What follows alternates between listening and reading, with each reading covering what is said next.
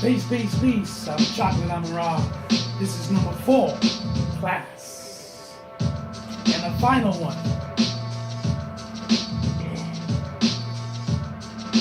Listen. Before I get into it, let's pay all due respect to the Creator.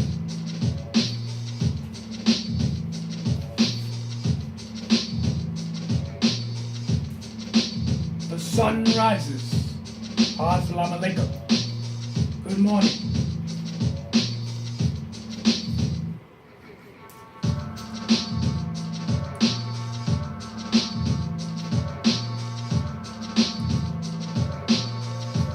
Amu.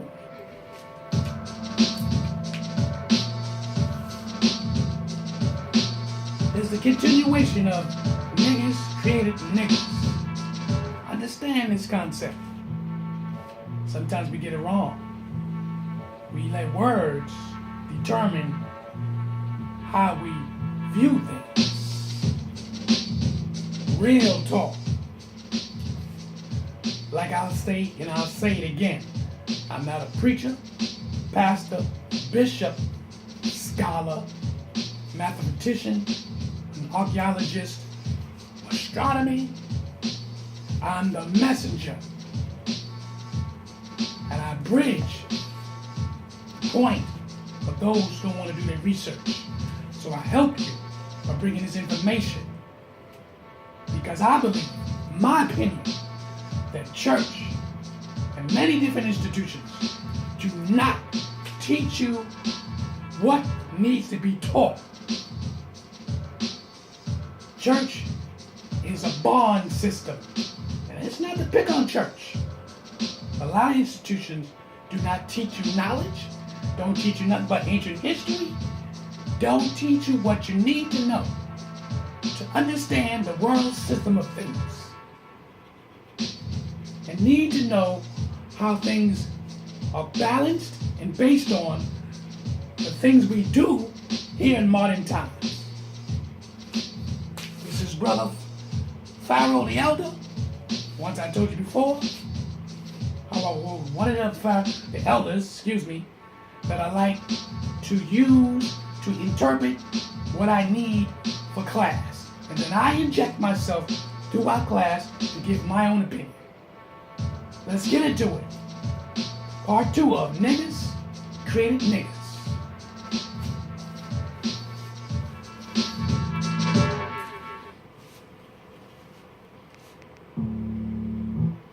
You could go to certain same areas and have peace. You could go to hotels, you can go downtown and shit like that. But you still went back to your black community. Okay? You gotta put this in perspective. We was fighters. Muhammad Ali. Knock motherfuckers out and be like, what's my name? Make them have to call you Muhammad Ali. Make them have to call you Kareem Abdul-Jabbar. So when we said the word nigga, and we was saying it out of power, we wasn't saying it because nobody did shit to us. We was saying, fuck you. You know what I'm saying? We say what the fuck we want to say, nigga. What up, nigga? Just like that. That's how we was getting down. It was like a fucking rebellion. It wasn't about it, man. All that bullshit that our men, the white man got y'all. White man got us calling shit. You don't know what the fuck you talking about. If you wasn't here at first, shut the fuck up. Oh God, shut the fuck up. You know, you would have had to been here when the shit popped off to really think if you think you even know what the fuck you talking about. You know, we was bodacious with this shit. You know what I'm saying? Be honest with you, man. I'm gonna tell you straight up. The class of 1976, okay, my generation, black kids in Chicago, we the motherfuckers that got y'all totally free. Y'all motherfuckers was still getting beat up and shit till we came. We was baby boomers, a lot of us. So we the original rat pack. We was rat packing motherfuckers. All those shit stopped once we became of age. Trust me what the fuck I'm telling you. It was calm around this motherfucker. You understand? So yeah, we called ourselves nigga. What up, nigga? It was something that we used to say because we was like motherfucking bad. We was like what you call ghetto before they had ghettos. A lot of us lived in nice homes and shit like that. But that was the whole mentality of us. The whole mentality was, you know what I'm saying? Hey, we bad boys, you know what I'm saying? We break all the motherfucking rules, you know what I'm saying? We make our own shit up. We our own shit, you know what I'm saying? Yeah, nigga, so people be like, well, look, brother, what is a nigga? A nigga is somebody that'll bust your motherfucking head if you call them a nigger. See what I'm saying? Don't nobody, let me tell you something. You Negroes, like you Al Sharpton type motherfuckers, y'all the motherfuckers that be getting called nigga all the time. It's mighty funny that we call ourselves niggas and nobody don't call us niggers, not to our face. You don't never see a white person call a nigger. So, you know, we created this shit. Richard Pryor had the album, Bicentennial Niggas. Richard Pryor and that generation, they really wasn't pumping the word like that. They wasn't using the word like we was using the word. Before us, the word nigga still was derogatory. When a motherfucker used to say nigga, it was because it was finna be a fight or some shit like that. You know, when you hear something like, what you say to me, nigga? It was finna be, that's how it used to be used. It's been used a lot of different ways. Then we came along, and so we started making it as a term of endearment, as a term that meant like we didn't have no motherfucking heart. Like we ain't had no motherfucking feelings. That's what the word really meant. Like if somebody asks y'all, like when the word, I'm telling y'all real history for you young people, this is fact. When somebody asks you what started black people to using the term nigga, that's the truth about it. It meant you didn't have no fear, you didn't have no motherfucking feelings. See what I'm saying? Right now, I don't got no feelings. If a white man walk up to me and call me a nigger, I don't got no feelings. I'm not gonna feel nothing. Straight up. Like that shit won't make me mad. I just beat his ass anyway, just cause on GP, you know what I'm saying? But ain't no nigga gonna be mad like what? I mean, younger motherfuckers will, but my generation, nah, I don't get mad over shit like that. That shit don't mean nothing. You know, when we was kids, they used to, you know, they was calling black people a lot of names. So you gotta understand, by our parents being caught all this shit, when we grew up, they made us bulletproof to the shit. See, if you don't know this shit, you ain't gonna understand why we use this shit. See, our parents had a lot to do with it. They didn't tell us to say it, but they made us bulletproof. You know, our parents knew that we was gonna face people calling us shit. So your parents made you so that shit didn't bother you. They had a saying, sticks and stones may break my bones, but names will never hurt me. And so that shit there, we was raised in that shit. You know, if I was a little kid in second, third grade, I'd go home and tell my mama, I'd be like, Mama, the kid said I'm ugly. She'd be like, you are ugly. You ugly, and all them damn kids at the school is ugly. And I was like, damn. So we would laugh. Shit was funny. You know what I'm saying? And she would be like, all them kids ugly. You know, she was like, listen, I don't want to hear that weak shit. You know what I'm saying? Them all y'all motherfuckers is ugly. So you grow up, you say, oh, that shit don't matter. Nobody calling me shit. So, you know, check it out to sure I'm not lying. So because our parents really taught us that it don't matter about people calling you nothing, we built a tough skin. Now, the word nigga wasn't the first thing we had to toughen up our skin. You know, the first thing that toughened us up? Signifying. Oh yeah, that's another thing. I'm the prime first generation that took signifying like that. My mother and father, that generation, they didn't signify like we signify. We didn't talk about, you know, we talk all about your mama and all that shit. We started the mama jokes. There was no mama jokes before me. The older boys didn't do that shit. All day we used to do that shit. That's one reason you don't see me get in debate or want to argue with no nigga. Because I'm a master signifier. I'm going to go straight to signifying. They're going to be talking knowledge, and I'm going to be signifying. Yeah, that's what I do. They're going to lose.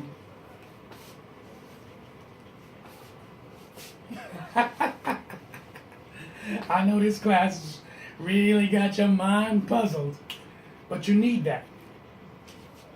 Niggas made niggas by the elder Pharaoh. See, nobody talks like that. I talk like that. I have a similar style as him. He's 10 years older than me. I'm 50. No matter of fact, what is he? I'm 50. He's about 10 years older than me. So I understand a lot of his dialogue. A lot of you now become super sensitive and over emotional. Because when I was coming up, I can testify. We did not accept no white person calling us niggas. Real talk.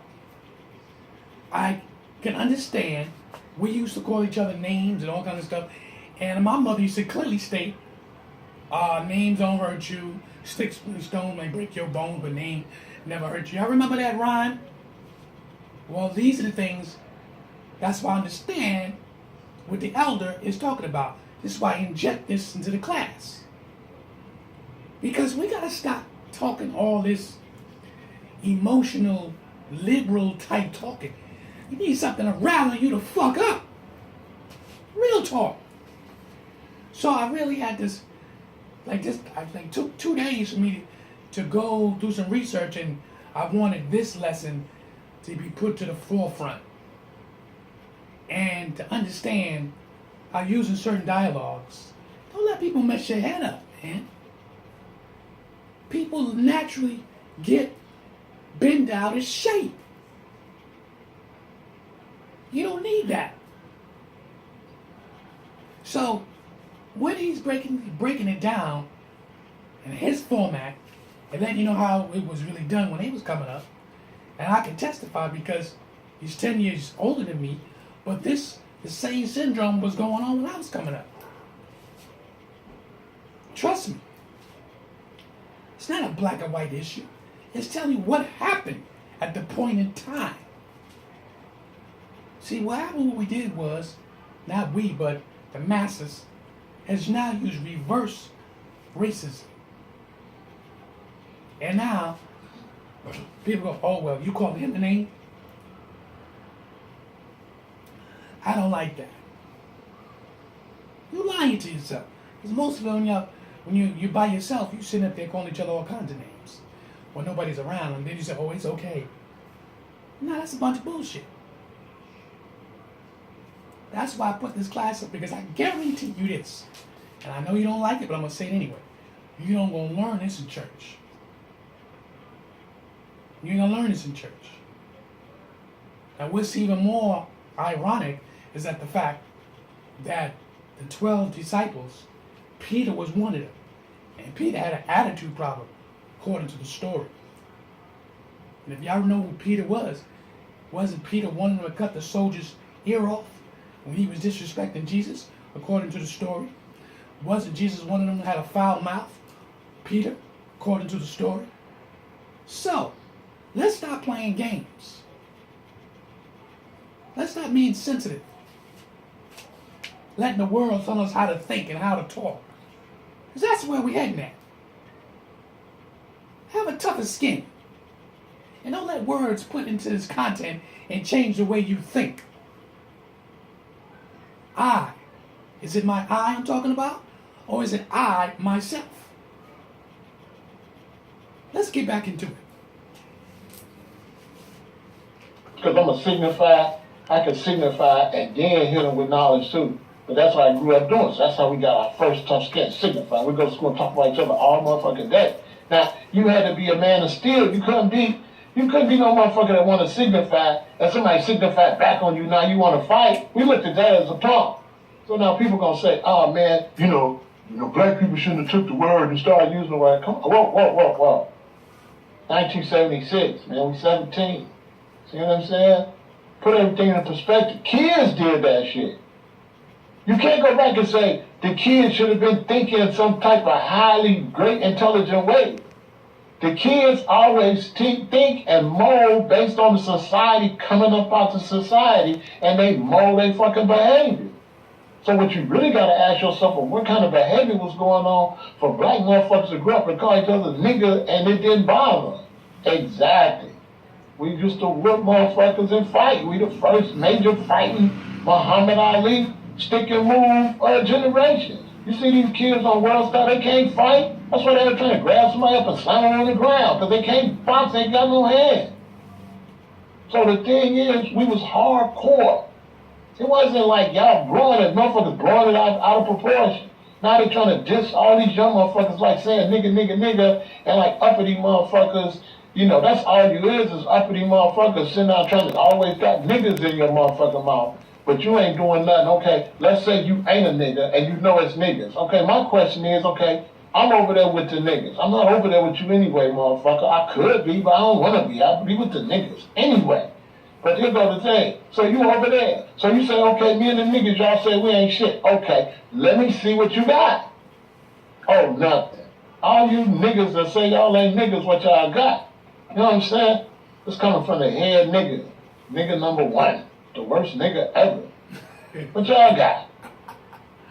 Fuck all this. What y'all got? You know what I'm saying? What y'all got? What y'all got to bring to the table? Nothing. See what I'm saying? Because everything you got to do is fucked up. So you got to understand there's another aspect to this shit. We was the young motherfuckers, our parents had to integrate into the system. That's the only way they was going to survive. All that, we shouldn't have no integration. When you're young and you wasn't there, shut the fuck up. You can't learn this shit on no movie and in no damn book. You have to be here.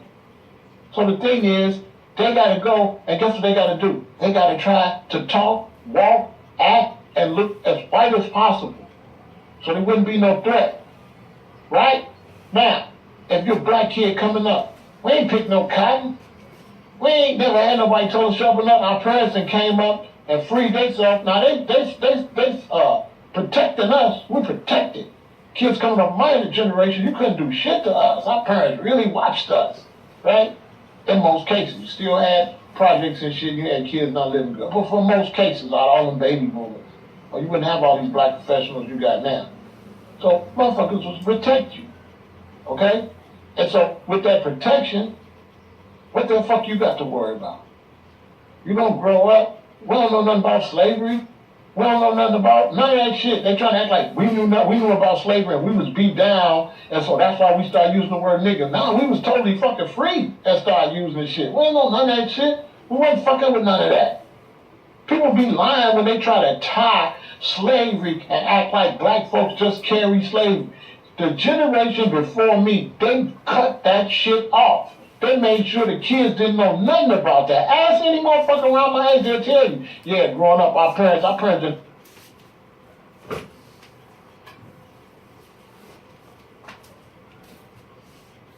All right, class.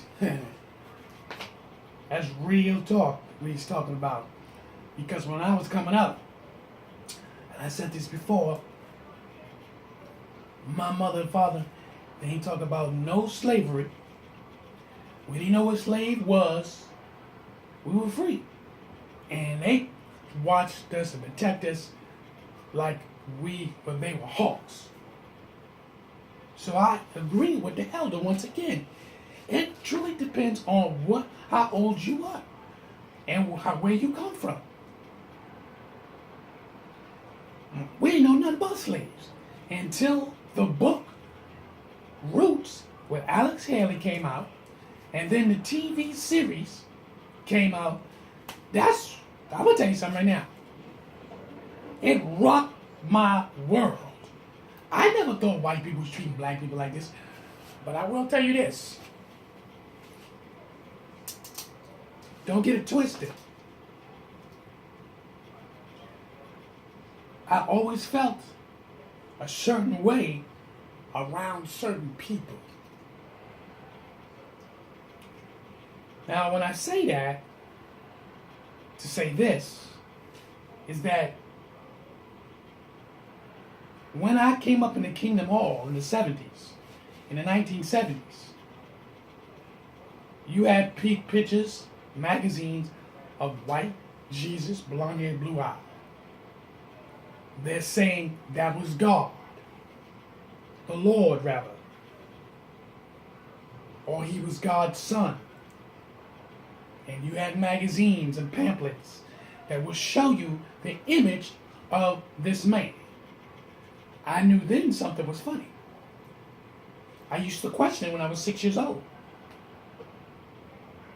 Why is white people have a God? Do we have a God?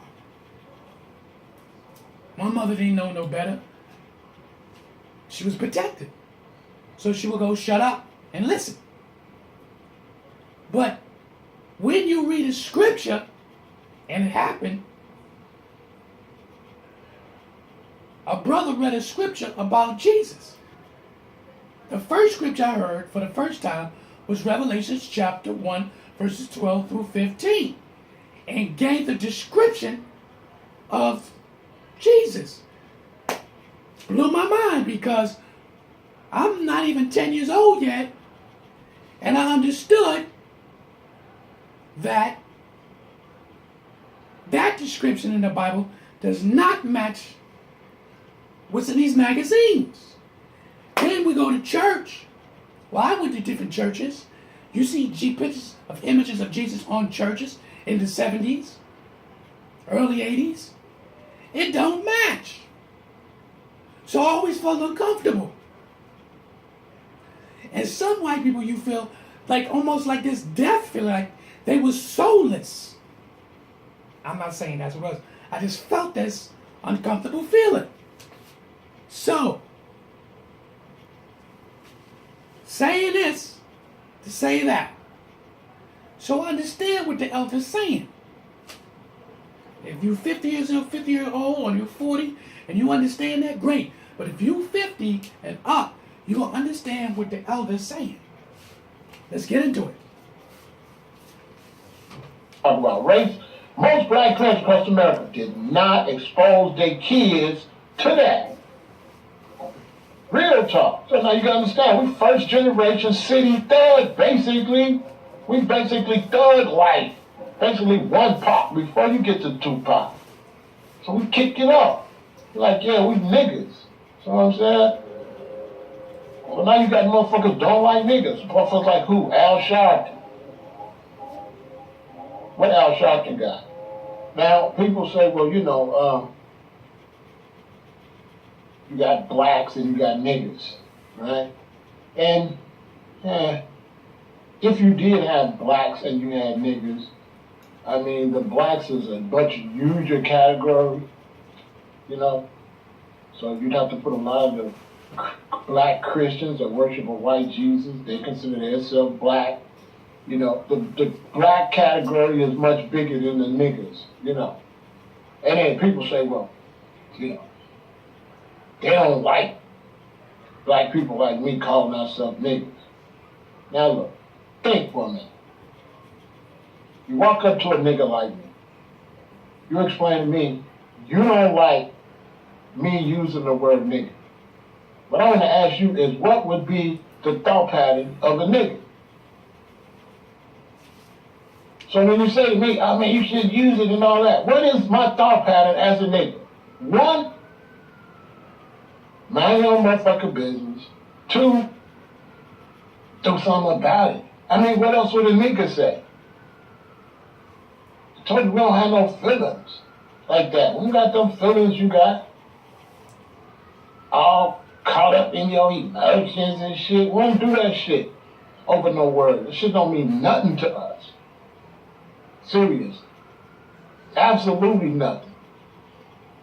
We don't be thinking about that shit like that. Now, I always like to think, because people question, they say, well, you didn't call the white people nothing. Yes, we did. My generation, you know what we call white people? White motherfuckers. Once again, it didn't have a derogatory meaning when we said it. I told you it's got true. We didn't say it like white motherfuckers. We just said white motherfuckers. That's what we call them. We use it in a good way, a bad way, the same way we use the term nigga. Like, oh man, where you get that weed from? Man, this white motherfucker I be fucking with. That's a positive way we used to use it. And you're like, man, I went down there, man, them white motherfuckers wouldn't even fix my tire. That's a negative way you use it. And I'll inject in here because, once again, I can confirm that. Because when I was coming up, I used to hear my brothers and them talking, saying, yo, that white motherfucker is. But it wasn't negative. See, certain words are used in its content, but it was not used in a negative way. And if you don't understand it, this is what the elder Farrell is talking about. If you don't understand it, stay your ass out of it. That's the bottom line. You don't understand it, you're injecting yourself, and all you who's watching this, you don't understand. This is why I put this class together this Sunday, is to understand the dialogues. You don't understand the dialogues, so this is why you have a bad issue on trying to understand certain words. Black, nigga, white motherfucker. This is how we used to talk. We wasn't really calling white folks out of their name back in the 70s. I know. I'm a 60s baby. But let's finish this up. Because we're about to end this. The emphasis ain't on white motherfuckers. The emphasis is on the fact the motherfucker went fix the tire. Like, I swear to God, like my generation, we was a little bit different than everybody. You know, you gotta understand, we babies, we growing up on Parliament, Funkadelic, and all that shit. You know, we didn't want to influence, you know, NWA to come out, I'm gonna be a nigga for life and all that. They, the ones right up under us. I mean, that's how we was living. We didn't have racial connotations on the shit like that. We used to call white motherfuckers. And we used to call white dudes white boys. But we didn't mean it like white boy. We didn't mean that. We thought it sounded cool. That's why we said it. Straight up. We would say shit like, man, I went over there, man. And then, man, a stupid ass white boy bumped into me. Or we'd be like, man, I got some good weed from this white boy, man. I'll be fucking with this white boy. He be having the good shit, see? Now, he liked that white boy, but the one he bumped into, he liked. But the emphasis, once again, ain't on white boy. We didn't say it like, oh, you're a white boy. We said it because it sounded cool. Niggas sounded cool to us. White boys sounded cool. White motherfuckers. You know what I'm saying? People say, well, why y'all talk in there like that? Listen, who was older than us? George Clinton there, right? They said, what? Tell the roof off the sucker. Tell the roof off the mother sucker. What they say? This cat shaft is a bad mother. Shut your mouth. See? That's the generation over us. So when we came, if we would have made the song, we would have been like, that cat shaft is a bad motherfucker. Obviously, it's going to go to the next level. No, shit, what the fuck? Like, when you look in the encyclopedia, look at give no fucks. Don't give a fuck. You gonna see my picture.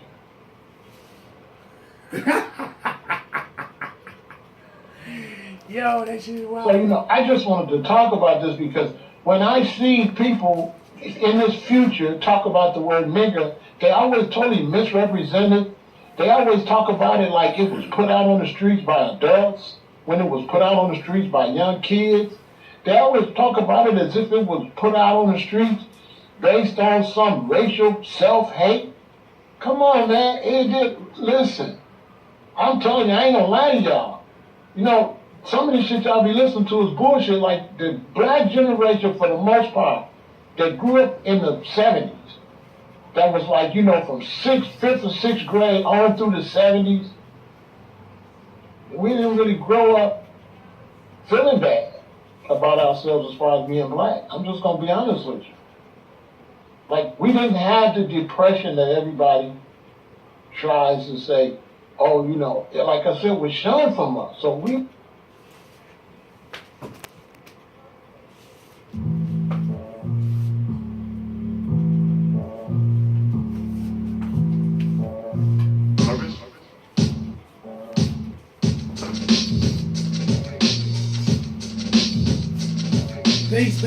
Peace.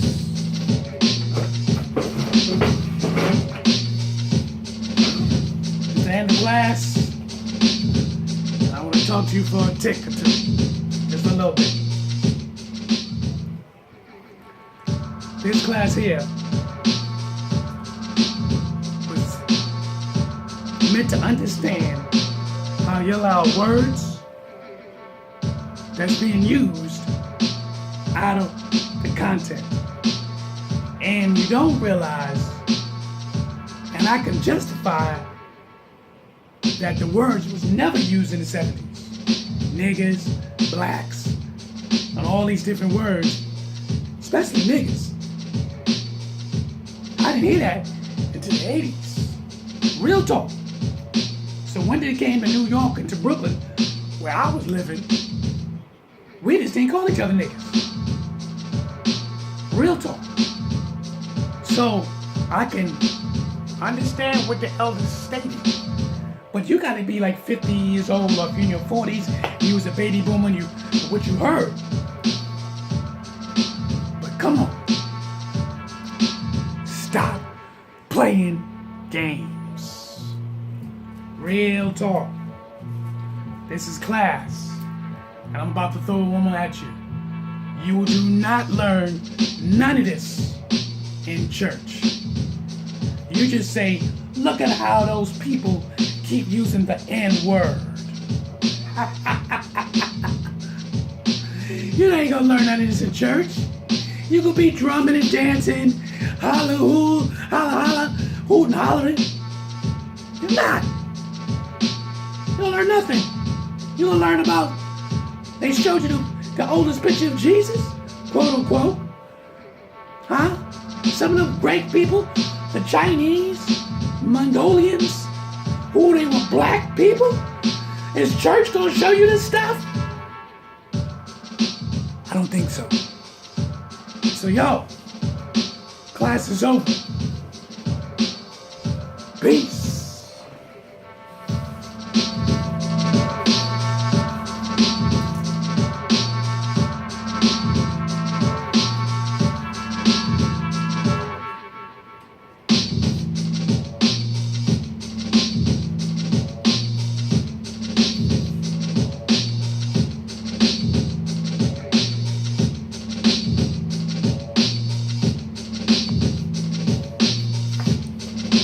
See you next week.